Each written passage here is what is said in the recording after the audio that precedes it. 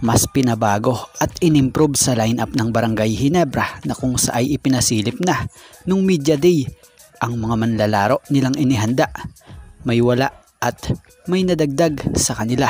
So bago nyo malaman kung sino-sino yung mga yan, shoutout muna sa mga solid nating ka-teammate na sila JJ Sibong, Nestor Almodal, Dante Victor, Larry Lumibaw, and Juan Solige.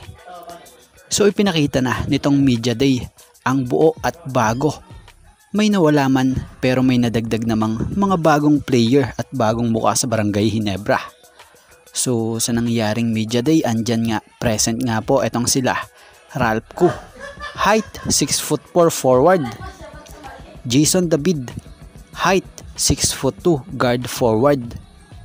Jan Pinto, height 5'11" guard.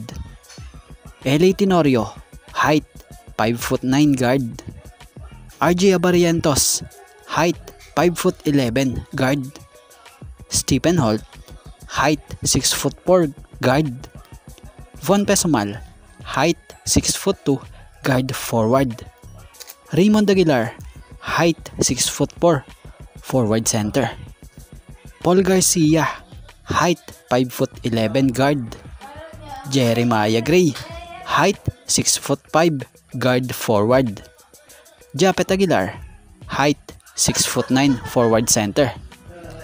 Maverick Ahamnisi, height 6'2" guard. Aljon Mariano, height 6'3" forward. Scotty Thompson, height 6'1" guard. Isa Okgo, height 6'7" forward center. Ben Adamos, height 6'7" forward center. And Jared Dillinger, height 6'4" guard forward. At kung mapapansin nyo, kulang yan. Wala si Justin Brownlee and Jamie Malonzo. So si Jamie Malonzo ay nasa US dahil sa nagre-recover pa siya mula sa injury. Si Justin Brownlee naman, abang-abang na kayo. Magugulat na lang kayo, balik Pilipinas na ito.